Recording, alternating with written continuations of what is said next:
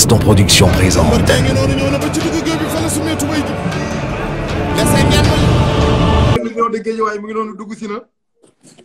man damaa tiit bu mu duggee sax.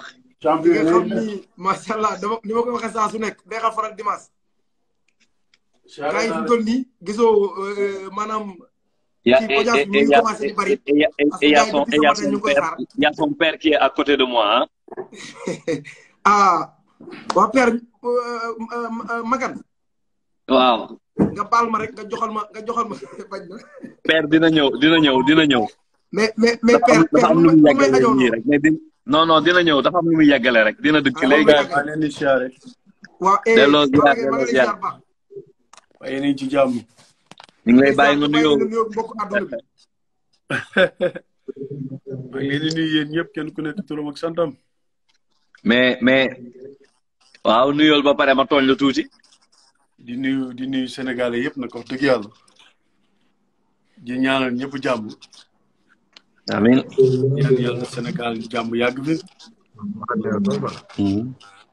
di ñaanal sama dëkkandoo Serigne Bassirou Bara yàlla yokk leeram bi taaf ci barkeem. amiin. di ñaanal aussi tamit samay waajur bu jigéen. bu yàgg fi loolu tëër.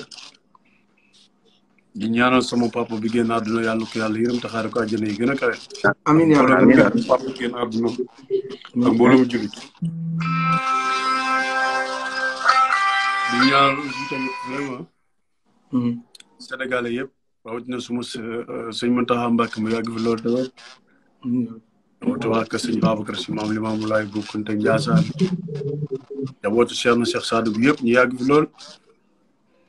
amiin. ak képp kuy supporteru Balla Gaye numéro 2 ak diaspora bi. di nuyu suma xarit suma turando Abdoul Aziz. ak Mouhamed Ali mi nga xamante ne moom laa fi nekkal ak Moussa Fall. ak Baye Ndiaye. ñi nga xamante ne wax dëgg yàlla dañuy taxaw ci combat Balla Gaye de yëpp. rawatina aussi waa école de lutte Balla Gaye. rawatina waa Guédiawaye aussi tamit waa Gambie waa Guinée Bissau waa Casamance waa Mauritanie bàyyi ma fenn bu ma limee dinaa juum.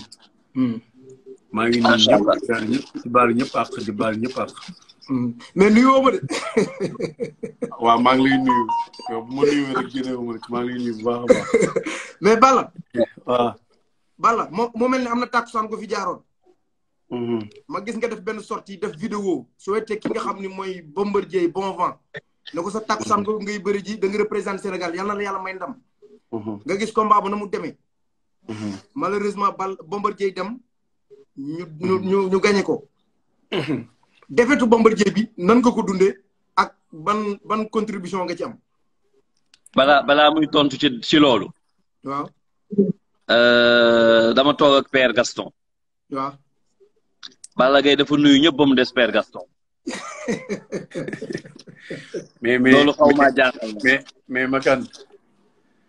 mais bu ma dee wax Père Gaston ginnaaw yàlla gént moo tax may wax fii. Père moom wax dëgg yàlla. mooy sama baay. kon gisatuma benn baay daal moom daal mooy sama baay. macha allah macha allah. maa ngi koy ñaanal jàmm fu mu toll moom ak njabootam ci barke Yonent bi sallallahu alayhi wa sallam. amiin. dafa bokk nit koo xamante ne ñaanu ko yàlla rek moo yom solo.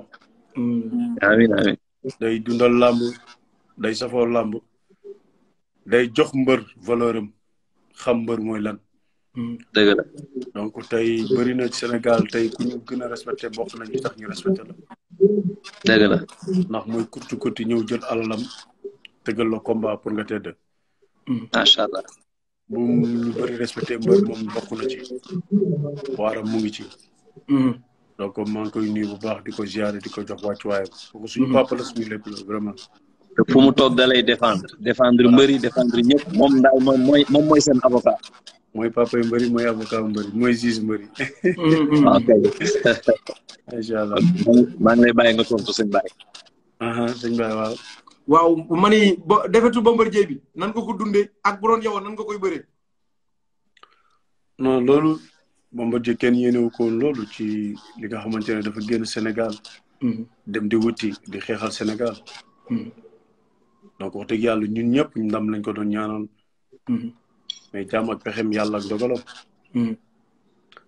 bu ñëwee rek na ko jëlee moral bu dal nga xam ne yàlla moo dogaloon loolu. donc voilà vraiment di ko ci encouragé. yeneen combat bi des ci MMA moom ci ndam. et maa ngi ñaan yàlla aussi tamit sama bis ak moom yàlla même ci ndam ci barke Yonent bi sallallahu alayhi wa sallam. waaw loolu moom man du ma wax amin damay seetaan rek kilomètre gañ mais daal bëggoon naa Balla nga wax ma combat bi en tant que combattant en tant que champion Bombardier ban erreur la def ci combat bi ba tax mu jël coup boobu. non comme man dama jokkoonte ak comme maanaam dama war a jongante ak moom. mënuma taxaw fi di la expliquer ay faayam. pour le moment ay faayam dama ko soxla donc amul lenn lu wax nga dëgg de. voilà. non ça c'est vrai. mais Balla. Balla bi ngay jógee fii. Balla tolloo woon nii de. tolloo woon nii kon. ah dafa mel na nga xaw a yokk tuuti de ah. ni ma la gisee nii. non man ni ma tolloo rek laa toll. wala doole bi nga yokk. non man ni ma tolloo rek laa toll. doo toll da ngay bañ Bombardier ci. non damaa jeex de te mën naa 100 kilos. yaa ngi nax gars yi de. non man 60 kilos laa de. 60 kilos waaw nañ jàpp loolu. xam naa Bombardier bu lay yëg dinañ ci ñëw 60 kilos nga wala 100 kilos nga dina leer. parce que ñu ngi xuus ci waxtaan bi nga dégg ñu ni Balla Gaye Bombardier nee na bientôt dina dugg si fi nga xam mooy Sénégal parce que foofu mu nekk ci France fi ngeen nekk ci France ay musculation moo fa am salle de musculation moo fa am mais contact amu fi ma bëgg a xam Balla Gaye moom it kañ la war a ñëw pour mën a commencer li nga xam mooy ay contact am. waa ñun dañuy sant yàlla nag xam nga si bu la yàlla defee dongam don donc muy contact muy wàllu musculation loolu ñun la concerné ak sumay staff et puis ak liggéey bu ñuy liggéey je pense le problème qui se pose mooy li am importance mooy ñun ñoo ngi nekk suñu liggéey nekk suñu ruq bëgg nañ daal incha allah bu ñu accès Sénégal ku ñu gis xam ne liggéey na bu ñu simeekoo bu ñu gis xam ne liggéey nañu bu ñu jàkkaarloog suñu adversaire ba war a daje ak moom war a baat bi sifflé bëgg nañ mu xam ne liggéey nañ pour man loolu rek moom importance. sama xarit yu bëri li ñuy gën a xaar ci yow mooy bàq bi. waaw waaw chorégraphie ndax bu bees ngay indi wala bi nga daan indi ngay indi. waaw faaw ñoom nañ ci ñambaas nag parce que incha allahu 2022 nga ne Balla Gaye numéro 2 day méngoo. te 2022. nga ne Balla Gaye numéro 2 day méngoo. xam nga 2022 ci la Gaston production di fêter 30 ans. loo ci nar. lan nga nar a def bés boobu. waaw xam nga nee naa la 2022 incha allah ak Balla Gaye numéro 2 day méngoo. chorégraphie mu mel ni que Ibrahima Faye Beuz borom perpévu mooy dugg si noonu moom it Balla. comme yàlla dafa dogal moom mu war a bokk ci waxtaan bi. ñu bàyyi ko moom it mu nuyoog mbokki adduna bi. rawatina ñi seetaan post mag boobu di Instagram. ñoom ñaar Beuz.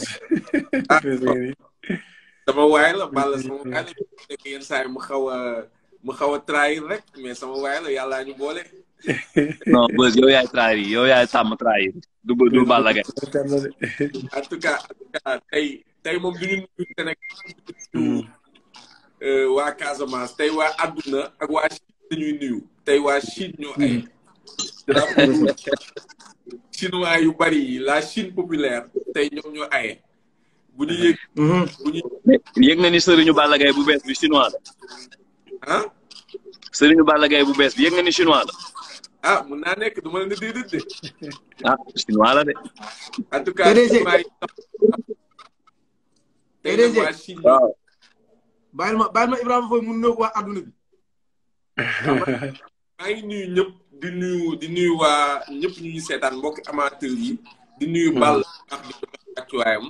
di nuyu waa production Père Gaston ñu ngi koy nuyu bu baax di nuyu Makan Serigne Baye et tout le staff. di leen félicité ci initiative yi ngeen am parce que ñun effectivement on live tout samedi à 28h mais bu ngeen gisee tey ngeen di live ñemewuñu sax nag parce que yéen a ngi indi live bu ñu parce que avant d'être des acteurs on est des amateurs donc bu ñu Gaston Production di indi lu ñuy soxla ñu du ñu am dara lu satisfaction par rapport à ça amateurs yi nekk ci diaspora bi namoon nañu Balla Gaye bu baax a baax parce que gis ngeen ni Balla Gaye c'était quelqu'un boo xamante ne en général c'est très super di wane entraînement woo di wane ay ci li muy nekk mais gis nañ ni que bi yoon voyage am bi amul presque benn image bu fuité donc bi ngeen ñu ko indilee ñu war a waxtaan ak moom c'est que prix en tant que xam lu nekk donc Ibrahima mu mel ni que dama lay bàyyi nga xuusal ki nga xam ni mooy Balla Gaye ci waxtaan wi parce que yaakaar naa ne am na ay questions yoo xam ni préparé nga ko pour indaale ko waa adduna bi ñu bàyyi la rek nga waxtaan ak ki nga xam mooy Balla Gaye tuuti. waa question bi may njëkk a posé Balla c'est tout simplement son accoutrement Balla gis nañ ni léegi Ibadou dafa xew Ibadou Balla moom tamit Balla ni nga soloo nii nag. man sama siyaar laa teg ci dama doon waaj a julli dama julli ba pare donc ngeen woo ma sol sama yére rek waaye man képp ku ma xam ne man taalibi Serigne Touba laa xaaju ma sol. macha allah. murid laa te murid pire et dire laa taalibi Serigne Touba Cheikh Ahmadou Bamba Khadim Rasoul nekk suma kilifa nekk suma Serigne ci taalibi Serigne Bassirou Bara waaye kilifa diine yëpp nag dëgg yàlla man ñoom laa am abatuma ak sëñ Babacar Si man Limaamu Laay bu Kunta Njaasaan ñooñu laa gëm man ñooñu nga xam ne def nañ ci lu ne ci àdduna ñooñu laa gëm boobu ngay dëgg-dëgg macha allah mais loolu dañuy kontaan mooy Balla sell bi mu ngi ci moom macha allah Ibadou moom mooy jaamukatu yàlla rek donc Balla moom sell bi moom macha allah ñu ngi koy ci encouragé bu baax a baax di félicité mais Balla waaw sa préparation sa chaîne bi nga xamante ne muy BG2 TV te lu tax sa yoon bi nga am France bi yoon lu tax wanewuloo ay image entraînement comme ni nga ko doon wanee sa préparation yooyu yëpp gisuñ ci dara. waaw mais xam nga dafa may ci luñ jógee te permettre ñu rek lu bëri aussi ñuy wane ay image et puis ay wane suñu liggéey aussi donc loolu rek moo tax mais wax dëgg yàlla ku ñu xam ku ne gis nañu aussi tamit ñun dañuy bëgg di bëggal suñuy supporters fépp fu ñu mën a nekk jaay combat fépp fu ñu mën a nekk mais aussi tamit dañoo préféré rek ak staff beeg ak encadrement bi image lépp luy image wala luy wàllu entraînement dañ koy téye bu ko defee bu ñëwee daal Sénégal incha allah daal bu neexee yàlla lépp lu fay tàng fa lay tàngee lépp lu fay neexee fa lay neexee donc loolu moo tax ñu ne pat rek nekk suñu ruq di liggéey. mais Balla safara si amul dara lu fi wàññeeku moom la woon fa woon bu ñëwee ci biir signature contrat yi. non Balla Gaye moom wax dëgg yàlla loolu moom daanaka wax bu yàqu la rek man moom je suis naturel ni ma mel rek laa mel. macha allah ñu gis ni itam tu as changé de destination tu es toujours à Paris yaa ngi France mais Balla Gaye première préparation combat ak Bombardier INSEP la woon deuxième préparation bi mu changé de camp d'entraînement lan moo waral changement de camp d'entraînement boobu noonu bëgg nañ ko xam ak staff bi décision la certes mais lu motiver loolu ak est-ce que dafa am loo xamante ni da nga ko bëgg ut lu supplémentaire lu newul woon INSEP. non l'INSEP moom yaakaar naa ne bon lépp a ngi fa moom je pense que ne lépp a ngi fa dara manqué fa donc mooy li ma la wax dafa am ci luñ jóge boo xamante ne mënuma toog man kese personnellement nekk suma biir nekk man kese et tout ça donc mais fii bu ma fi ñëwee bëgg naa aussi tamit découvrir beneen xam-xam bu bokkut ak INSEP bëgg naa découvrir aussi tamit beneen façon sport bu bokkut ak l'INSEP donc daal àdduna lépp looy gis rek ay njàngat la mën nga dem fii wut xam-xam utaat fii xam-xam utaat fii xam-xam bu loolu yëpp dajaloo ci yow day fekk liggéey bi dina yomb et puis léegi ci bëgg a def rek jëm ko ci def quoi donc moo tax ñu waxtaan ak staff bi ñëw fii continuer sport bi ak entraînement bi ndax INSEP ki fa nekk di ñu entraîner ak fii ñu nekk di entraîner aussi tamit benn la waaw Mohamed Ali yàgg nañu ma entraîné Moussa Fall yàgg na ma di entraîné peut-être ñeneen ñi nga xamante ne ñoo nekk ci wàllu boxe bi et wàllu musculation bi rek lañ ci am lu ñu changé mais entraîneur yi ba léegi benn la ñu am. On avait vu que tu étais encadré par ñoo xamante ne ay champion du monde de boxe la ñoo wala bokk ay entraîneur équipe de France de boxe ak yooyu foofu ñu lay encadré ci boxe bi wala ci musculation ak yooyu est-ce que mën leen xam tuuti seen palmarès wala boog ñan la. non pour le moment damay lépp li may def ak ci sport ak nekkal du ma ko wax kenn bu soobee yàlla bu ñu agsee Sénégal dinañ xam ne daal en tout cas Balla Gaye 2 li mu nekkoon ba léegi ci la gën a nekk décision yi mu jël ci la gën a nekk wax yi mu doon wax ci la gën a nekk amul lenn lu ci changé te sport bi en tout cas ñëw bi ma ñëw fii daf ma motiver aussi tamit may gën a nekk li ma daawul woon def double naa étape boobu di ko gën a def. waaw parce que tamit ñun gumba wuñu on voit nettement que Balla dafa jël masse par rapport ak ses précédents. Mohamed Ndao Tyson. est-ce que c'est un choix boo xamante ne staff bi moo ko def wala boog liggéey bi moom moo gën a metti moo tax tey jii nga am doole bi nga am actuellement parce que masse bi dafa c'est une masse assez impressionnante ah. masse da nga fay gis masse wala da ngaa gis man mais bàyyi ma ci xanaa vraiment kon peut-être liggéey bi la mais bàyyi ma ci sa xel ne man 60 kilos laa xaw ma 50 kilos. Balla da ngay kookali léegi yaa ngi fees dell ma kaar macha allah ci écran bi yaa ngi ciy fees dell. mais man 60 kilos laa boo waxee loolu dina ma jaaxal. oui. man li ma jaaxal mooy Balla est-ce que lu liggéeyoon ci premier combat ba da ko xeeb mu dem gën a yokk doole wala lan la. waaw. waaw nag yàlla dimbali na ma ci sport moom lépp lu ma ciy def dama koy. bu ma dee sport dama koy xeeb. bu dee ni ma toll la dama koy xeeb parce que jàpp naa ne damay jàpp ne toujours rek dama war a am doole toujours dama war a nekk mbër boo xamante ne fu ñu ma fekk rek war naa fekk ma pare. donc rawatina aussi tamit staff bi ak 4 combats yi ñu jël ñun man Balla Gaye numéro 2 boobu personnellement bu ma liggéeyul xaw ma ku war a te liggéey xaw ma ko entraîné wul man moom xaw ma man lan laa war a def maanaam bu mbër entraîné 3 fois man war naa entraîné 5 fois. bu mbër entraîné 2 fois war naa entraîné 4 fois parce que tey dafa am ay engagement yi ma jël ci sumay staff ak sumay encadrement kon donc man dara war ma lu dul liggéey bu baax am doole ju baax reposer bu baax ñëw àggali samay mission ak combat bu mu mënti doon. ce adversaire moom laaj naa ko keroog samedi passé ñaata séance lay def mu ne ma mu ngi ci ñaari séance moom il fait de la boxe ak musculation nee na ma mbër bu fi wax day contact ci bitim réew moom day wax lu ko neex rek mais contact mu ngi Sénégal moom foofu boxe la ak musculation ma ne ko cardio nag mais cardio bi mu ngi koy amee ci biir musculation ak ci biir boxe bi donc tey yow ñaata séance ngay def yow Balla ak est-ce que yaa ngi contact foofu. Beuz xam nga nit ku nekk rek xamal sa bopp man damay jàpp ne man sama bopp la xam xaw ma keneen je pense que ne sport dafay yaatu. kenn ku nekk fa ngay exporté ak noo koy exporté yaa ko xam maanaam Sénégal tey boo demee di nga contact ci suuf si fii ñëpp umpalewul ne samay image yoo xamante ne gis ngeen ko maa ngi contact ci tapis bi maa ngi bëri ci tapis bi loolu contact mënu ko weesu te contact boobu ma lay wax noonu benn da ngay ñàkk foofu dafay ritax boo amul résistance dëgg balaa ngaa xam loolu tey nga dem di bëri ci tapis ak sa dàll xaw ma dégg nga mam déet maanaam da ngay contact ci tapis ak sa dàll contact gi dañoo bëri te wute. boo gën a metti lutte gréco lutte libre.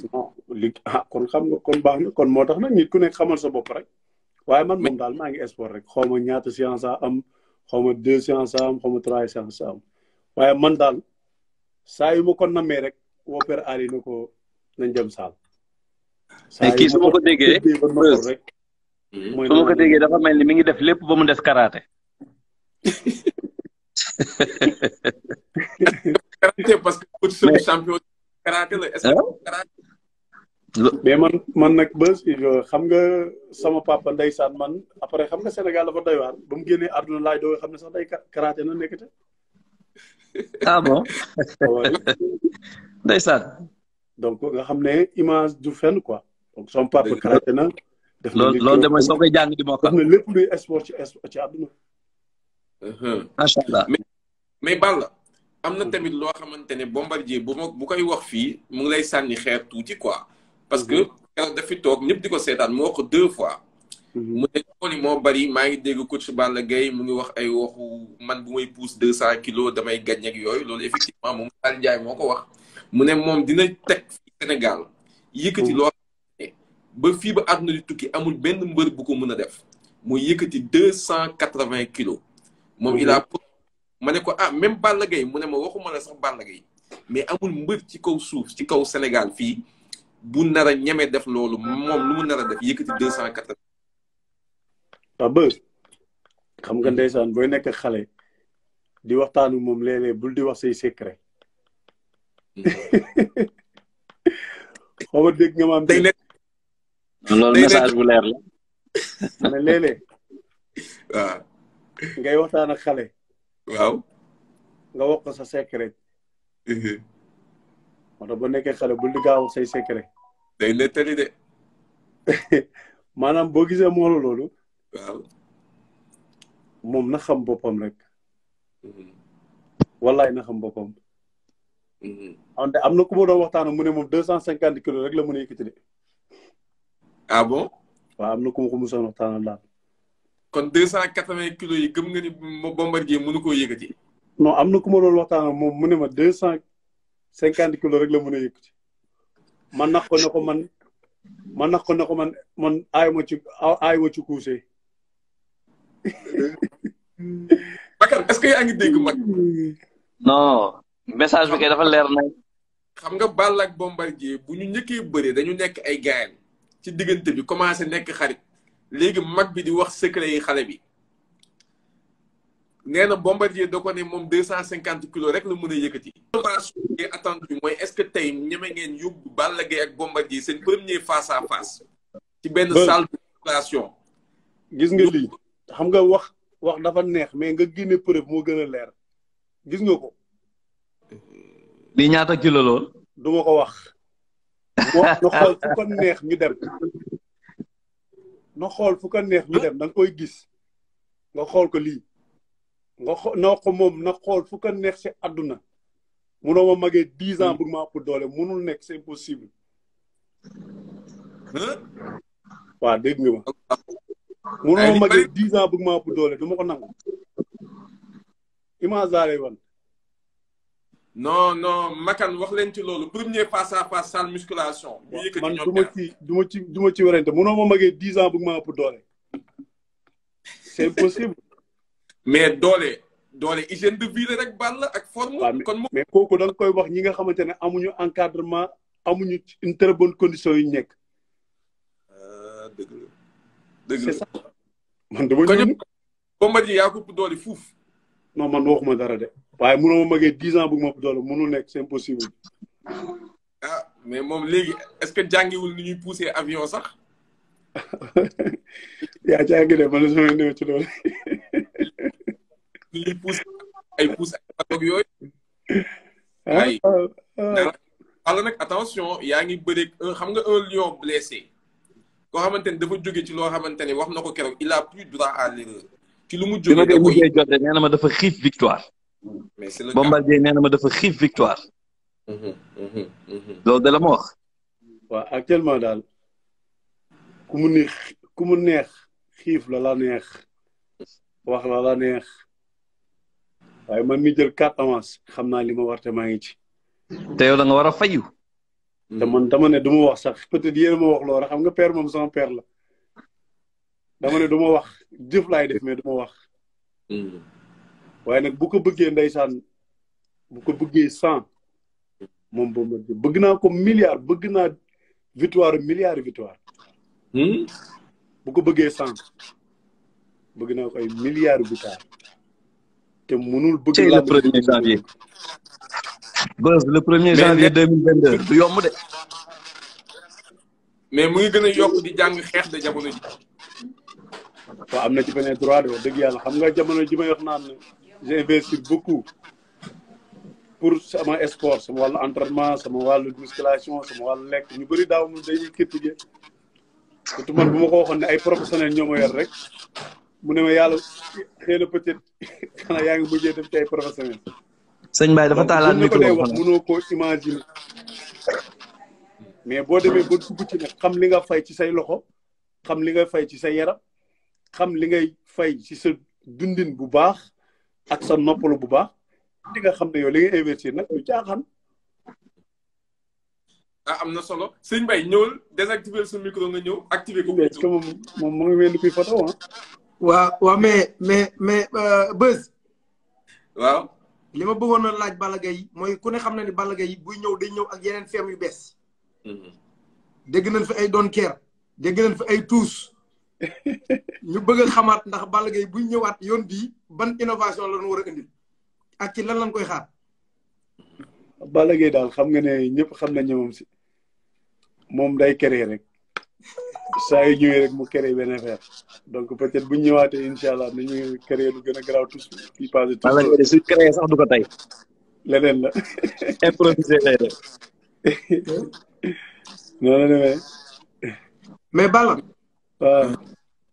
ak dem gi nga xam ne macha allah suñu papa da koo dem papa Double Less ñu ñaan yàlla yërëm ko. amiin. mu nga war a defaat sa première sortie. yaakaar naa ni sax maanaam comme ni nga ko faral di waxee saa su nekk am nga ñoo xam ne si ñoo seconde woon paa bi. mais est-ce que au fond fa paa bi daan àgg ci wàllum xar fa xuufa est-ce que am nga ñoo xam ne si mën nañ faa dem. waaw maa ngi ñaanal suma papa na ko dëgg yàlla yërëm ko te xaaru ko àjjana bépp papa. di ñaanal sama turandoo yàlla yërëm ko te xaaru ko àjjana ak suma papa Mbaye Dieye ak suma papa Boy Bambara ak Mor Fadam. amiin sama papa Ndiaga Sarr. bàyyi bés yëpp yàlla bàyyi leen fi di guddal seen fan. kon sama papa moom wax dëgg yàlla ñëpp xam nañ ne yéene la amoon ci man di ma ñaanal di ma taxaw di ma jàppale di ma soutenir mook sama turandoo yëpp loolu nag dina ma marqué mais nag maa ngi sant yàlla ba nga xamante ne boole na ma ak ay nit ñu baax. laata muy dem dénk na ma am nay dénkaane yu ma defal. dama gis féetee ma fu ne. taxaw ma nag fu ne. ba ci sama combat yi taxaw yëpp aw ma ci benn loo xamante ne rek wax naa ko ci war a sama papa wax na ko combat yi taxaw na mu ne ma yàgg aji sama néew seen diggante. bàyyam la ak moom ñaar la woon. suñu ñaari papa la woon ak seen yaay ba yàlla dogal lu ñu dogaate ba suñu ñaari doom di àndaat kon donc vraiment li am sens bu am solo rek mooy yàlla yërëm leen taxal àjjana waaye pour ma mën a àggali man ma satisfaire sama papa li mu bëggoon ci àdduna mooy suma combat yëpp nag ma génn ci incha allah ndax fu mu nekk mën a kontaan xolam mën a te incha allahu ila yokk na ma jom yokk na ma courage yokk na ma lu bëree bëri ci àdduna jàngal na ma àdduna ci lu bëri aussi tamit. bon dama bëgg nga defal benn analyse rek le 28 novembre bii diggante Pakala ak Forza combat boobu ba ma doon defal analyse en tant que champion loo may wax. analyse mooy combat bu neex la parce que Pakala moom képp ko xam ne bërikat la xeexkat la. Forza aussi tamit bërikat la xeexkat la. te dina nekk aussi tamit combat bu neex a neex a neex et puis mën na sax nekk combat bu gaaw combat bu ngeen foog xeex sax mën na fa bañ a demee noonu. parce que ñaari mbëri am na ku ci sàcc sa morom doole ah. gis naa ko ci kaw. am na mbër mu mag moo xam ni sa naataango la woon waaye di sa frère di sa mag muy Mike Tyson mu def benn sortie fan yi ci gastonproduction.com mu ni retouram ci lamb ji combat Balla Gaye ak Bombardier ci lay ñëw bàkku si ñëw seetaan si li nga xam combat bi ba nga ko yëgee nan ba nga ko déggee ban yëg-yëg nga ci am. non ñun nag xam nga ne ay champion la ñu si bis jaaxaluñu. nit bu ñëw ci lamb si tamit jaaxaluñu. Mohamed Ndao Tyson ñëpp xam nañ ne man su may doon la. bokk naa mais en parlant de. dama ko bëgg. en parlant de Mohamed Ndao Tyson. ah. ma ni Mohamed Ndao Tyson. mooy invité d'honneur le 1er janvier 2022. waaw moo tax ma ne la sama idole day la. ñëw bàkk si. bu mu la dàqale bàkk nag. Faye boo mënoon. ah. Faye boo mënoon poser question rek mute sa micro. booy waxaat rek nga activé waat ko loolu dina yombalal affaire bi. ma leen di fàttali. d'accord ci kanam ci ñëw ak Balla Gaye ci MMA bi. parce que MMA bi dégg gis nañ ko ci moom. mu entraîné Saalu Fernand Lopez. di fa def ay contact ci tapis bi gis nañ ko ci yoonam bi passé. dégg ngeen lu ci Père Gaston wax dégg ngeen lu ci ndogal bi ci jël te moment yi may waxe yéen ñii benn ndawal Sénégal bu ñuy woowee 2 Giga mu ngi am combat MMA 2 Giga nekk mbër moom lañ jàkkaarlool nii moom moo war a tasanteeg waa ji nii fii ak quelques secondes am na ci même journée bi lii France la nii ci même journée même soirée bi nii dina am beneen mbër bu tudd Pika bu am combat MMA léegi te Père Gaston dégg neen lu mu ci wax de façon très claire donc dinañ ci interpréter Balla moom mi nga xamante ne tamit gis nañ ko muy entraîner ci saalu MMA boo xamante ne nekk na salle bu gën a mag waaw ma woon leen rek gis ngeen 2 Giga booy bi moom moo nekk nii c'est un sénégalais mbër la di bëri ci mbappat yi di bëri ci arène yi 2 Giga moo nekk nii moom mooy waadi MMA nii léegi waaw mais ma bàyyi makan mu yeggali. waaw comme sëñ Mbaye dafa dugg ci Pakala Forza te Balla moom dafa fanzos Balla dafa fanzos foog mu wax ci combat Zos Alioune Seye miy dëkk géej waaye dama xamul nag kan la ciy faral. Alioune Seye bi dëkk géej waaye non ñëpp xam nañu ne wax dëgg yàlla je suis fier Alioune Seye numéro 2 moom laay faral moom laay supporter. yàlla na ko yàlla may ndam ci kanam Zos téye moon na mi suma xarit la suma lépp la mais maa ngi ñaan yàlla Alioune Seye yàlla may ko ndam parce que man géejawaay laa dëkk couleur géejawaay laay défendre mais Zos champion la Alioune Seye numéro 2 ku bëgg làmb la ku respecté làmb la te jàpp naa ne aussi tamit vraiment bisam dina ko respecté aussi tamit Zos bis bi mu respecté la ci lu muy liggéey ba tax na daal moom mooy loolu quoi. yàlla na leen yàlla. Balla Gaye mu mel ni que Balla Gaye le 1er janvier dafa war a bëre drapeau suñu papa Pape Mansour Mbaye.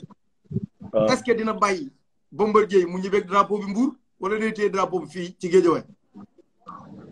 maa ngi ñaan yàlla daal yàlla may ma ndam ci barke Yonent bi sallallahu alayhi wasallam drapeau suma maam suma xarit Alaaji Mansour Mbaye di ko ñaanal gudd fan ak wér-gu-yaram ak mbooloo. drapeau musuma ko ñàkk. te yaakaar naa ne incha allah du ma ko ñàkk bu soobee yàlla.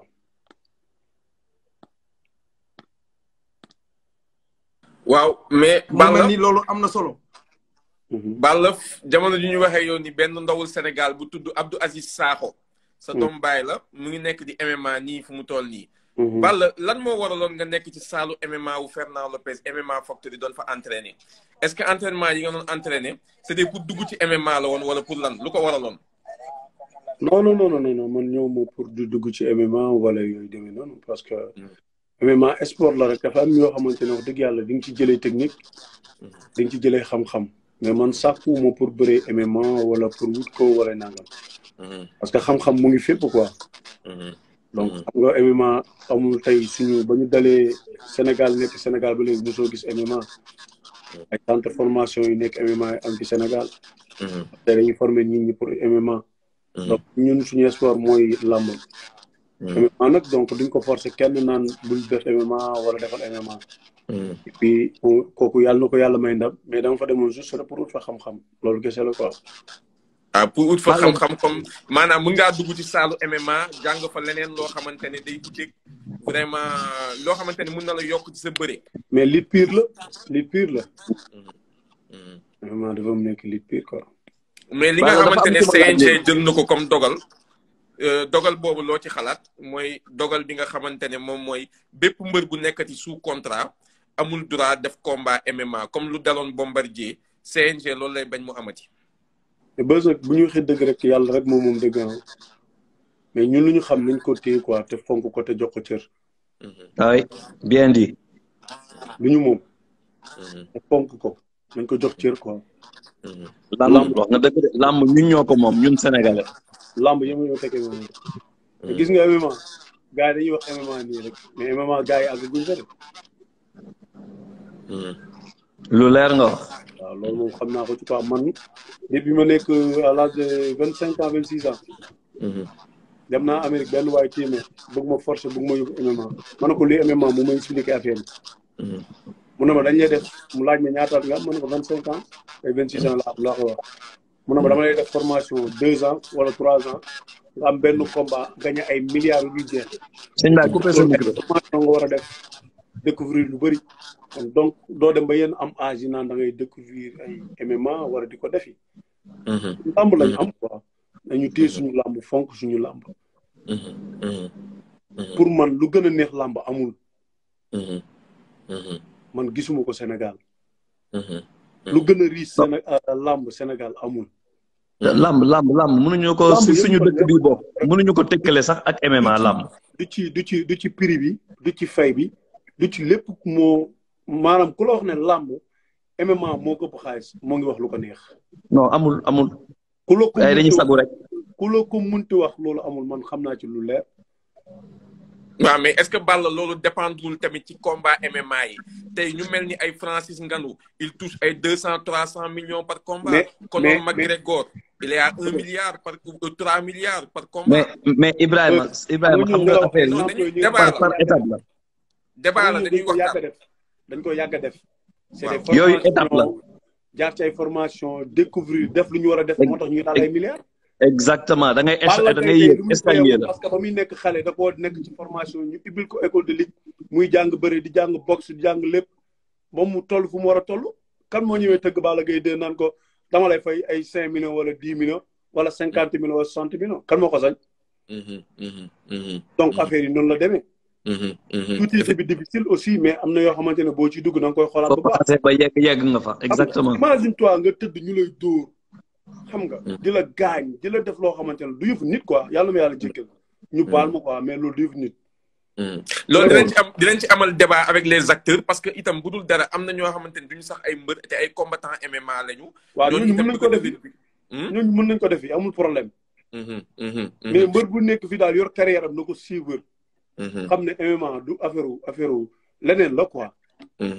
waaw loolu affaire yow combat Bombardier bi noo ko dundee bi nga gisee kawo bi noo ko dundee loolu. waaw neexuma nag wax dëgg yàlla dëgg rek moo neex moo tax may wax. loolu moom neexuma vraiment parce que nekk na nit koo xamante ne nag Sénégal la dem pour di bëre Sénégal rawatina képp ku nekk Sénégal ñun ñëpp defal ko vidéo ñaanal ko yàlla. yéenewuñ ko lenn lu ndam. loolu moom neexuñu moom vraiment neexuñu.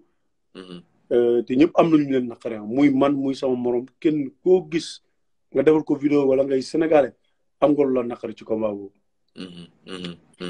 est-ce que combat boobu buñ ci jógee yow nga xalaat sa diggante ak Bombardier est-ce que loolu xalaat loo leen ni que sa combat ak Bombardier day gën a metti parce que adversaire bu jógee ci yenn combat yi dina am vraiment benn source de motivation buy ñëw ci moom est-ce que xalaatoo ni sa combat ak Bombardier dina gën a metti ndax défaite boobu mu am ci MMA bi.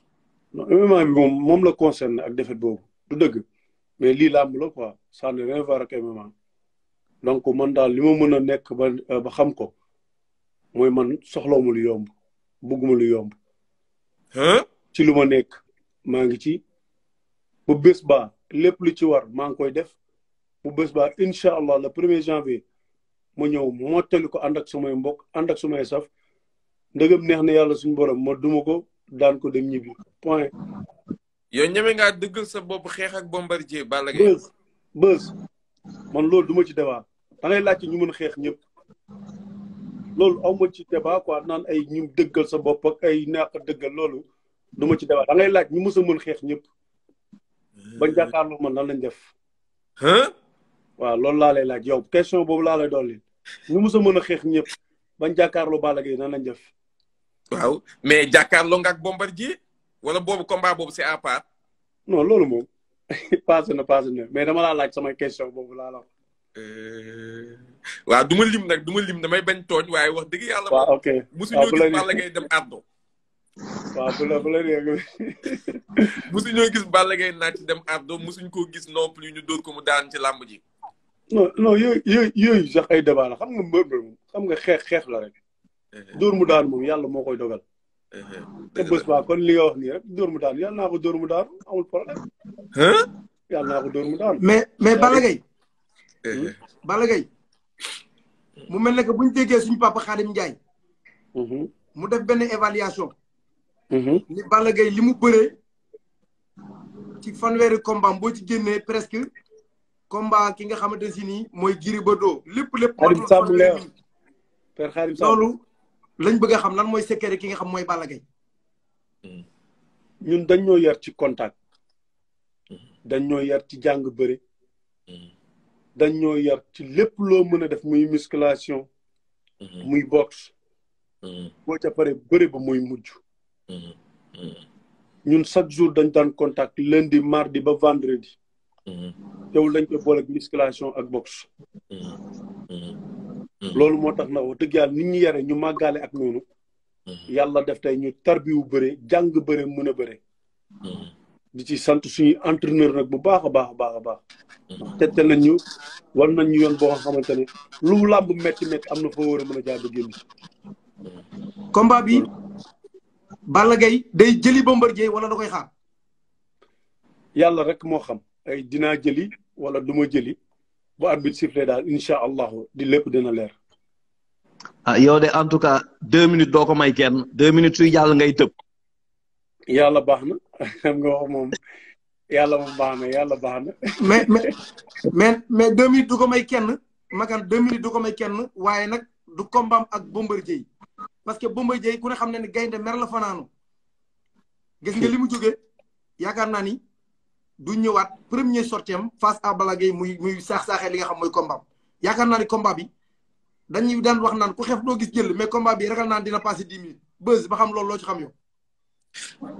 combat bi Balla Gaye Gris Bordeaux da ko ne woon dañ koy cons est-ce que Balla Gaye bëgg na ko cons ak Bombardier wala bëgg fa yàggal ay supporteram lan moo ko gënal ci combat bi. non moom bu bëggee sans départ ci moom mooy xool li mu bëgg rek ñu def ko. mais yow lan moo la gënal.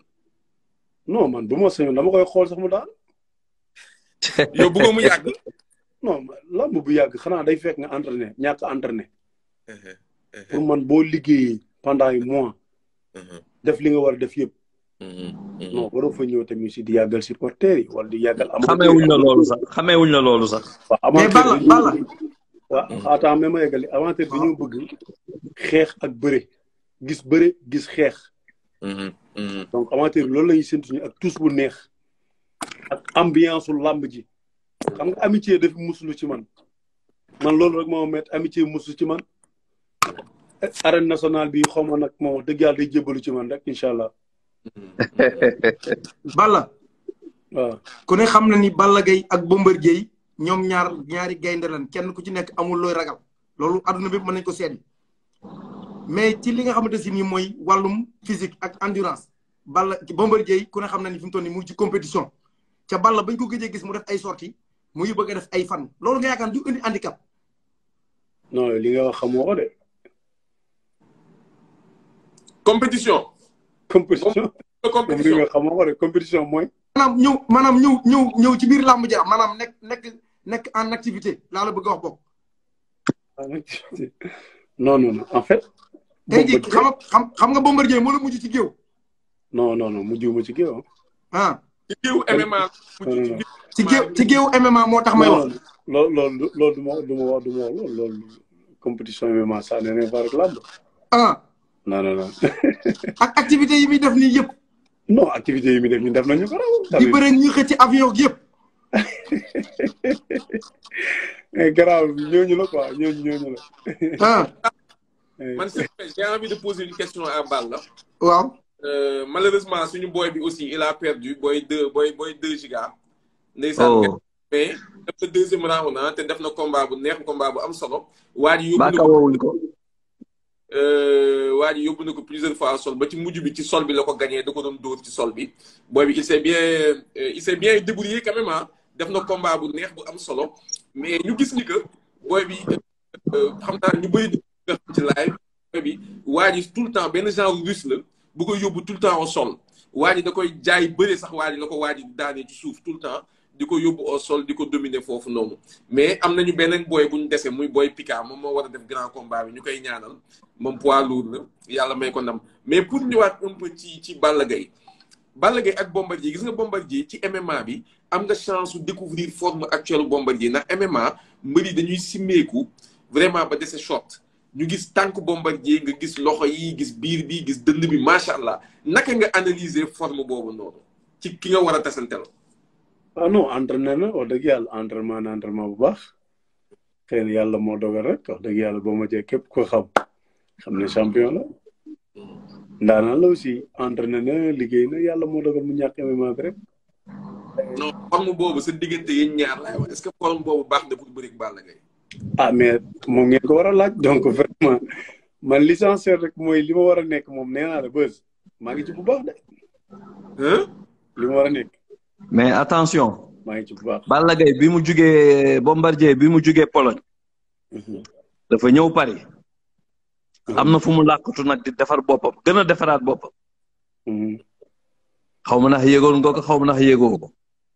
non man yëgu ma ko doon def yàlla man xam naa man moom damay defar man maa ngi ni pareeguma ci defaru laa nekk rek. man tout le temps maa ngi defaru de. man daal lu ma si xam daal mais xam naa ni. le 1er janvier 2022. ci anniversaire Gaston Production. ci drapeau Haj Mansour Mbaye. suñu maam ji yàlla fi yàgg téer. mais bëggoon naa sax nga wax dara ci moom tuuti xanaa xam naa ne danañu seetaan dana la déglu. waaw kooku suma maam la. ñu ngi koy ñaanal gudd fan rek. amiin ku xam Haj Mansour Mbaye Cheikh Mbaye maa ngi koy nuyu bu baax moom suñu xarit. amiin xarit la suma lépp la. mais di ñaanal aussi tamit Père Gaston mi nga xamante ne vraiment xelam rafet na. xelam taaru na ba nga xamante ne chaque année rek saa yu ñëw ci làmb suñu papa El Hadj Mansour Mbaye da koy jox bisam da koy jox cëram da koy jox lu mu moom aussi kon bu ko tuddee làmb ay doomam nekk sumay xarit nekk sumay nit mu nekk suma maam donc maa ngi koy ñëw rek mu ñaanal ma maam daam ak yëpp maa ngi koy nuyu di ñaan yàlla daal bisam musuma ko perte te incha allah bu neexee yàlla suñu borom duma ko perte di ñaan yàlla mu gudd fan lool ànd ak wér di ñaan yàlla Sénégal yar na jàmm yàgg ci dëkk bi nga xamante ne mooy Sénégal di wax jeunes yi aussi tamit góorgóorlu ànd ak daal ci li nga xamante ne xew na ci dëkk bi adduna bi li ci gën a am solo bu weesoo yàlla ak yonent bi jéemal a liggéey ngir say waajur jéemal a taxaw ngir say waajur bu la kenn sama bopp laa ko njëkkee bu la kenn jaral ngay reyante ak i sànnante ak i di dugg ci yoo xamante ne waroo ci dugg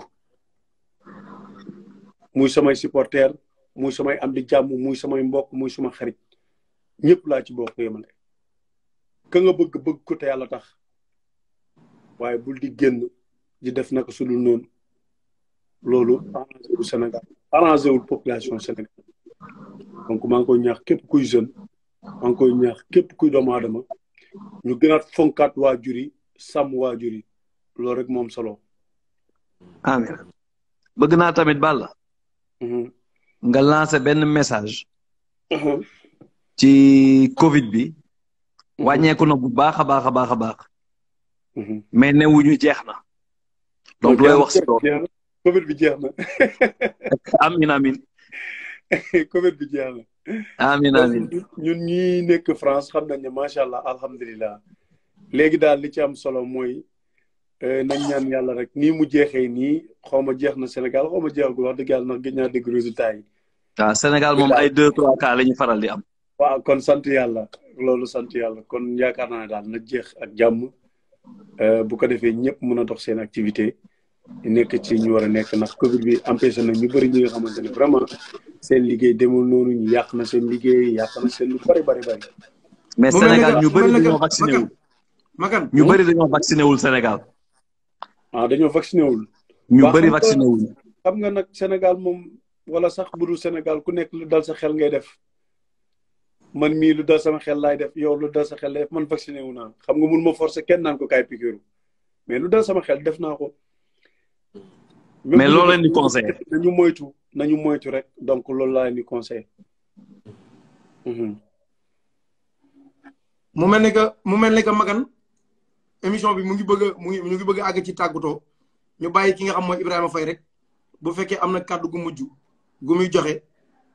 ñu bàyyi ko mu joxe ko te tàggoo ko. xale bu yëpp a ngi ci affaire bi nu mu tudd. ci MMA bi. ndaa bëgg non damaa bëgg. parce que seetaan naa la sa affaire bi nag vraiment Bombardier ba affaire bi demee noonu mooy.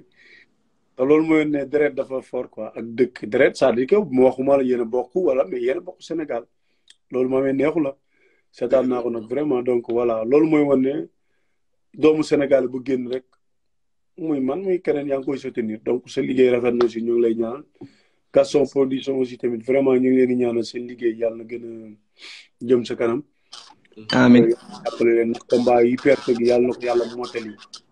mu commencé bisimilah rahmaani rahiim génn ci alhamdulilahi rabbil alamin te combat yi mu tëggu si tamit tëggal ko Balla Gaye numéro 2 yàlla na ko gis boppam yàlla bu mu ci gis lenn ko ci métti ci fàttali di ñaanal suma mag suma frère Abdou Aziz taxaw na ma suba taxaw na ma ngoon taxaw na ma lépp lu mu mënti doon li doom di taxaw bàyyam taxaw na ma di nuyu sumay mbokk aussi tamit suma famille papa famille Sakho samay doomu baay yu góor ak yu jigéen ak suma mag malal sama taw papa donc vraiment maa ngi koy nuyu au passage ak sumay tante ak suma mag bu ma bokkal ndey baay muy Ibrahima maa ngi koy nuyu suma frère sa kees donc daal vraiment di leen gërëm ak famille Baye Allé bu baax a baax di gërëm Mbaye Diop Talla Meng Modou Fall Simon Omar Balla Gaye numéro 2 ak Baye ma jigéen maa ngi lay siyaare bu baax a baax Baye Thiema Nami Thiema frère Omar Gueye maa ngi lay nuyu comprendre nga Masata maa ngi lay béggewaat bu baax a baax di la enjoy di wax suma école de Balla Gaye maa ngi leen di sant di leen gërëm gis naa résultat yi rawatina waa Géejawaay nag yëpp nag képp ku fa am victoire maa ngi lay wax ne suma xol sedd na ndax ñun waa Géejawaay xàccandoo dóorandoo saa ñu ko defee jàmm la ñu am. Géejawaay dafa neex kon nañuy xàccandoo di dóorandoo ñun loolu mooy suñu doole mais boo gisee ñuy wax kii di wax fii kii di wax fee amul sens li am sens mooy nga liggéey jaamu yàlla nekk ci li nga war a nekk donc maa ngi koy conseillé waa Guédiawaye yëpp nag muy mag muy ndaw. Balla. li nga xam ni moom lañ bëgg nga mujj ko wax mooy Balla Gaye dëgg-dëgg lan la nar ci bis bi digganteem ak Bombardier muy kàddu gu mujj. dëgg-dëgg li ma nar ci bis bi mooy daal ba bis ba. waaw le 1er janvier incha allah. xam naa ku teel te ñëw doo am place ku teel te ñëw doo seetaan. Chinois yi dañoo bari. ku teel te jënd code doo am code. mun nga fa sax naan noo jënd naa code mais duggul waaye nangam fekk code yi chargé parce que comme Chinois yi fii dañ fay bëri fii ci diaspora bi bëri nekk aussi tamit wax dëgg yàlla ci Sénégal donc maa ngi nuyu Chinois yëpp ñi nga xamante ne ñoo nekk ci diaspora ak supporteru Balla Gaye numéro 2 yëpp ak ñi nga xamante sax du ñooy supporter Balla Gaye 2 parce que lamb moo leen ñor lamb la ñuy waxtaanee donc Beuz maa ngi nuyu sa Instagram ñi nga xam ne ñoo fi dugg keroog dugg naa fa vraiment di remercier ñëpp nag di kontaanee ñëpp. waaye bis ba daal ku tël ñu doon place. Balla am na habitude boo xam ne dañ ko daan dégg nga koy wax. damaa xamul nag ndax bi Bombardier summeekoo nga gis physique bi moo tax nga bàyyi loola. da nga daan wax naan bis ba la woon fa woon bu bëree ma daan ko bu xeexee ma duma ko mais tey déggum nga ko wala li nga gis mu summeeku bëri ci dem moo tax. yow li ma rab moom nga wax wala li may def nga wax. fekk yow dama ne ndox du bàyyi yoonam da ngaa wóolu sa bopp taxawal dëggal ko loolu laa wax. boo dawul génn saaku yi dina métti lool loolu laa war a waaw loolu rab boobu nga wax yow. dëgg la mais Balla léegi yéen da ngeen di produit waat kaay rek. non du question rab bi du question rab bi da nga daan wax naan la woon fa woon dina tàng dina neex. bu xeexee ma duma ko bu bëree ma daan ko waxoo ko tey parce que su meeku na bëri ki dem ak présence physique bi. non man moom li ma lay xamal mooy comme nekk fi bu ma waxee du saxee xam nga nit moom balaa nga wax ak moom nga jàkkaarloo mbokk li nga bëgg a wax ak moom mais comme yéen a fi nekk da ngeen may poser question dama koy ñaanal jàmm yàlla defal ko jàmm defal ma jàmm bés bis ba ñëpp fekkee li ma war a def ma def ko mu jeex. waaw am na solo mais bu ma saana jàkkaarloo ma ak yow def entretien ba pare. waaw. ngéwal da daan neex mais tey à distance la nan lay demee. ngéwal du neex tey. kon Balla ba bàyyi la nga tàggatoo. non Serigne Mbaye balaa Balla di dem. dafa am dem il faut que ñu ñaan ko waa Gaston Production. waaw parce que léegi dañ nekk ci jamonoy digital. te Gaston Production Pakala Forza la am ak Jos Alioune Seye 2 Weuz Diambar Santagne semaine prochaine dimanche prochain. te Balla balaa muy dugg si Sénégal fin novembre début décembre. Bombardier balaa muy dugg si Sénégal fin novembre début décembre damay ragal sax ñoom ñaar ñu bokk vol. man maa ngi ci yoon bi de. maa ngi ci yoon bi de. ah yéen ñaar bu ngeen bokkee vol nag xanaa kenn du xef de kenn du gëmb kenn du nelaw. non mais ñoom le 28 novembre incha allah. Balla Gaye Bombardier dina nuyoo. ci bés ba maa ngi ci yoon bi de. loolu. le 28 novembre. Balla Gaye Bombardier dinañ def spectacle bu doy waar. ku ñëw stade nag loolu dana ko rate. wala xanaa ngeen seetaan ko pay-per-view. ci seen affiche Balla est-ce que sax mu ngi commencé seetaan pay-per-view ak lu mu nekk ci diaspora bi est-ce que léegi mu ngi seetaan seen affiche. Balla moo la gën a nekk naan di tëre. am nga benn combat raw ma man damay teel a jënd code taxaw di xaar fu nekk nii jënd naa code bu yàgg. waaw c'est que Makan lu ma ci neex Balla di booy wax pay-per-view mu ne waaye booy dimbali ñu waaye bu ñu sonal waaye mais léegi xam nga bitim réew dafa metti foofu booy déglu code doo seetaan. mais keroog laa bëgg a seetaan match Paris bi nii rek code ngay jënd donc Sénégal la bon. mais loolu léegi dafa xew amateur yëpp xam ni que léegi loolu dafa xew. non loolu moo xew. mooy yoon. nga nekk biir France bëgg a seetaan match Paris mais il faut nga fay. code ngay jënd bu match bi commencé dañuy dagg affaire bi yow doo seetaan tant que jëndoo code. ndeysaan loolu ñu def ci gars yi ne mooy yàq làmb metti na nag kenn xamul Sénégal lu ñu bëgg. mais non après dañuy comprendre rek bu ko defee ñoom ñëpp dinañ comprendre xam àdduna bi ni muy doxee rek. Père Gaston àdduna nu ma demee noonu. comprendre après ngeen di comprendre mais nag Makan da nga waroon jox Père Gaston mu nuyoon teg Balla Gaye ñu tàggatoo xanaa loolu mais Balla aussi sa benn xaritu chinois Tony Ndiago moom ndeysaan nee na Balla maintenant s'exprime très bien en français maa ngi koy gis ci commentaire yi. dafa mel ni. mais am na ñu bëri ñu bëgg posé am na ñu. Boy Ndour Samba Ndour. ak Samba Ndour laa lay wax. mais xam nga Balla yéen gis nga Serigne Mbaye yaa bëgg a dagg émission bi rek mais man tey sama live man ca kanam la parce que Balla li ngeen di fàtte mooy Balla day dund làmb.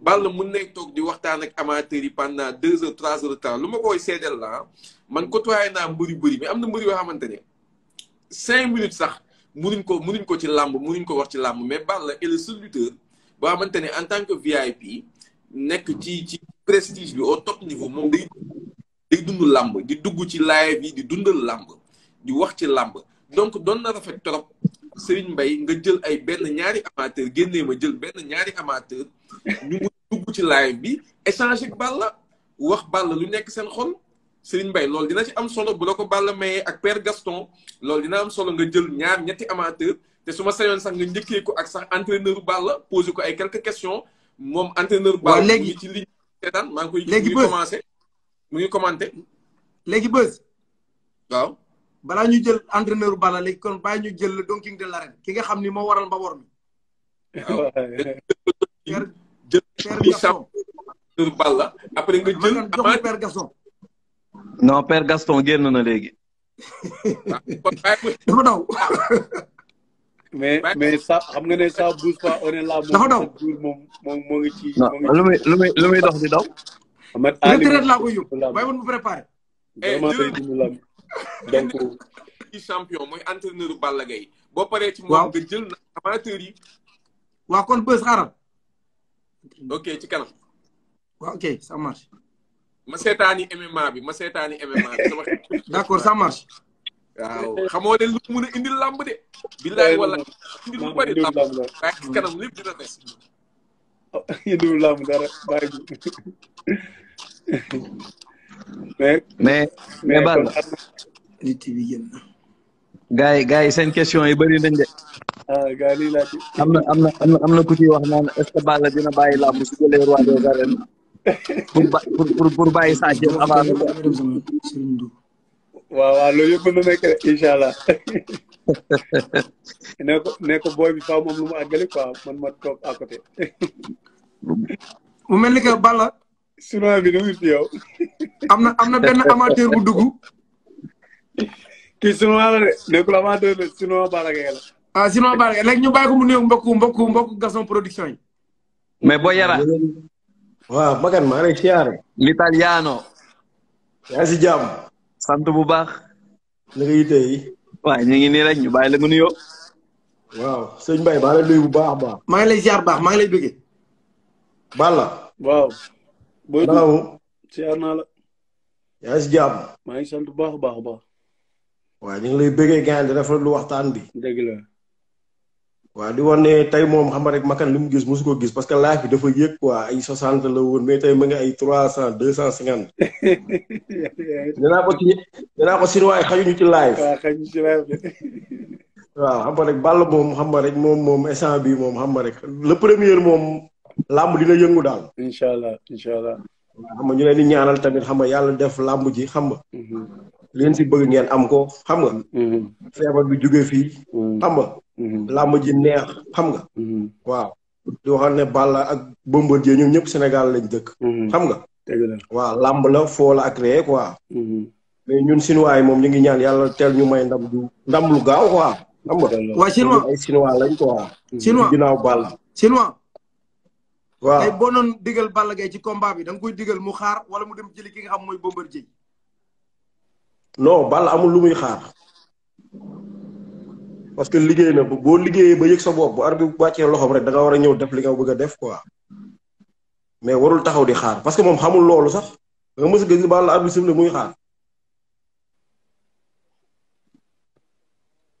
amul de. est-ce que jotul yéen ñiy bëreloo Balla Gaye. à chaque fois ngeen di wax naan Balla dafay dem di jëli. est-ce que jotul nag Balla Gaye commencé recevoir. non yooyu kii moo koy def mbër bu mag mbër bu waaj a génn ci làmb ki waaj a jël tekke ngemb li mooy taxaw di xaar mais xale bu ndaw di bëreeg mag boo xam ne magee ne la 15 ans xaw ma 10 ans mu taxaw di ko xaar loolu Balla yabee wuñ noonu sax. yow lu mu liggéey ba bis tifle. en tant que supporteru Balla Gaye nan nga gisee état de forme ki nga xam mooy Bombardier. waaw Bombardier moom wax dëgg yàlla man bi may xale ba léegi noonu la mel moom Bombardier loolu judduwaale. waaw Bombardier bi ma ko xamee ba léegi tuutiwul waaye nag dooley gone ak dooley mag bokkul oto bu bees oto bu màgget bokkul kilomètres yi bokkul 1000 kilomètres ak 0 kilomètre bokkul. yéen waa diaspora nan ngeen di waajee combat bi le 1er janvier. waaw le 1er janvier dama ne la le 1er janvier ni ma la koy waxee nii nga dégg ko bu baax a baax xam nga. damay ragal affaire yi saturé quoi côté yi dem ba saturé parce que lu leen liggéey doyul parce que Balla surtout Balla bu xewlee moom côté moom yaa ma gën a xam waaw kon nag yéen boor boobu yéen a siy gën a liggéey quoi bàyyi ci xel xam ne diaspora bi instant bii nii ñoom dañuy dund làmb di wax tamit affaire du pay-per-view yi lu baax la si làmb parce que làmb nekkul gratuit parce que tëgg làmb dafa metti xam nga sponsor yi ni mu amee woon ay comme ay Orange ay Tigo yooyu amatul te ñu doon génne xaalis bi si làmb xam nga kon ñiy wax ay pay-per-view lii ñoom nañu xool la lañ defal làmb parce que ñëw ni tëgg làmbam nga ñëw foofu ñëw dugal am sa xaalis def sa poche léegi yow kooku noonu di jaay kotam nga ne côté yi day yàq làmb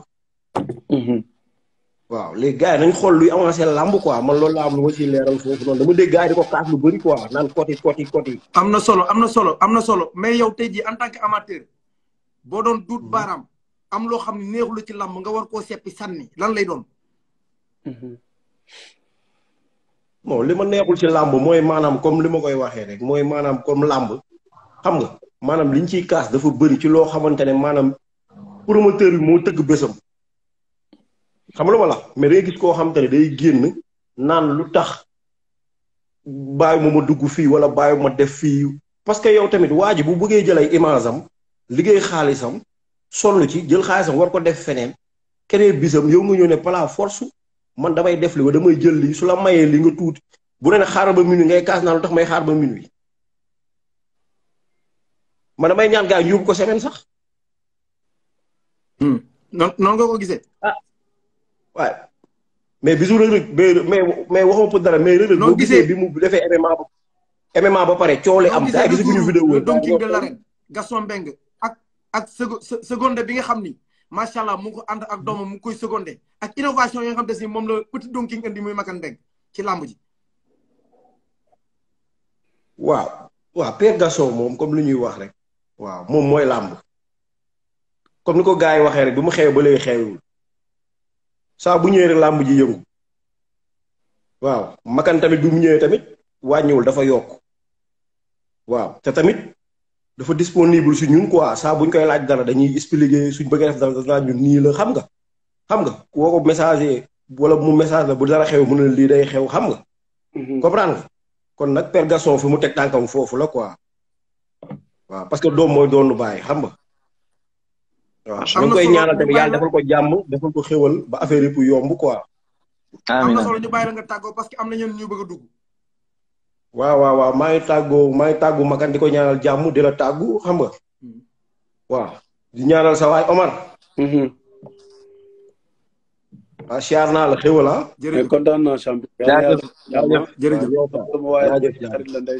sëñ Balla dafa jógee ci entraînement. xam naa sonn koo xamante ni. waaw. te dafa am kii de récupération. su dee da nga bëgg a dugal kii baax na trop. waaw. mais ñu bañ a abuser ñu bàyyi ko mu dem ndalu mu noppali ko. waaw. comme loolu nga gis léegi comme loolu nga gis nañ bàyyi kon Makan nañ bàyyi Balla mu tàggoo. xam naa ñi bëgg dugg bëri nañ trop. suñu sañoon ñëppay dugg. fii kay mu ngi fees dell moom macha allah. mais xam naa ni Balla mi ngi bëggee ñëpp. mi ngi bëggee ñoom Toldo. mi ngi bëggee ñëpp franchement. ñi bëgg dugg bëri nañ. jot ay demandes yu bëri ñu bëgg poser question bëri nañ. mais xam naa ni Balla mu ngi leen di nuyu mu ngi leen di sant mu ngi leen di gërëm parce que ay fansam rek la am. dëgg la daa xiif rek. daa xiif. waaw kon ñu bàyyi Balla mu tàggoo rek. waaw maa ngi leen di bëggee ñëpp nag di leen wax dëgg yàlla ne affaire bi neex na trop. di leen ñaanal yàlla lépp li nga xam ne sumb ngeen ko rek suñu borom dafa leen jàmm yokk lépp li ngeen doon def di gërëm aussi di ñu ko ñaanal jàmm Makan ñoo ngi lay ñaanal baax a baax. amiin nga teg sa tànk noonu la di la ñaanal aussi tamit fépp sa papa teg tànkam rek yàlla nga fa teg sa tànk wala nga raw ko. amiin booy nduuroo daal maa ngi koy nuyu moom sama waay la ngéwél dafa neex maa ngi lay siyaare donc vraiment maa ngi nuyu samay supporters yi bu nekk ci àdduna bi yëpp nag. jërëjëf Balla bu ma limee dinaa jum maa ngi remercier aussi tamit Mohamed Ali mi nga xamante ne maa ngi fi nekk ak moom muy def ay devoiram di def ay yitteem ngir man donc vraiment sant di ko gërëm ba fu mu yem di gërëm. merci beaucoup. Donc, on se donne rendez-vous le 28 novembre. Inch'Allah. Arène nationale. Arène nationale, Inch'Allah. Jaajëf. Serigne. waaw Magan. mais Serigne waaye Yaraax ñu ngi lay laaj rek. waaye Yaraax léegi dégg ma ñëw. léegi yow la bàyyi nga tàggoo yow tamit. ba le premier di nga fi ñëw. waaw le premier moom xam naa day xaw a xat quoi. kon daal yaa ngi koy carte ci pay-per-view bi. waaw di pare nañ quoi sa waay lu muy kër yi nii Balla Gaye. maa bëgg déconnecté wu Serigne Baye retiré ko. Serigne Baye ñëw na ma sonn. waaw man dama. bés naa wa sonn waaw léegi nañ Serigne maa ngi la bàyyi nga tàggoo. waaw maa ngi leen siyaar rek di leen ñaanal xam nga comme ni ma la ko waxee sànq rek yàlla yombal liggéey bi xam nga si luñ jëm yàlla def fi jàmm le 28 xam nga. le premier mooy journée yi kii am Gaston yëpp yàlla defal leen jàmm defal ko promoteur yëpp. amiin waaw xam nga defal ko làmb ji yëpp quoi kontaan nañ trop ci Gaston production quoi. merci Serigne. jërëjëf Makan yow tamit ma bàyyi nga def sa kàddu gu mujj. waaw bon di remercier ñëpp ah ñu doon seetaan ak ñi ka nar a seetaan après parce que vidéo bi dina disponible ci Gaston Production dina disponible à partir de demain aussi ci YouTube Gaston Production ñëpp mën nañ ko fay seetaan après di koy partager di ñaan ñëpp abonné wu ci Gaston Production ci Instagram ci YouTube bi di lancer benn kii bu ma ibbi mooy postafrique.com ah benn site d'actualité la boo xamante ni instant bi nii moom toute information bu ngeen yëpp muy ci Afrique ci monde bi ci Sénégal surtout Sénégal di ngeen ko gis ci postafrique.com. jërëjëf. mais man kii sëñ Mbaye. waaw Makan mën nañu ko laaj benn affaire. waaw ñoom ba est-ce que ñoom di ngi xalaat pour Europe bi quoi mën a jël làmb xam nga indi ko fii quoi xam nga ñun Europe bi tamit ñu mën a ñëw seetaan làmb. loolu Gaston defoon na ko te dina ko defaat incha allah ñu ngi ciy liggéey. dinañ ci liggéey am na ay projet la rek avec nos partenaires. ñu ngi jéem a xool d'ailleurs benn face à face bu ñu bëgg indi foofu.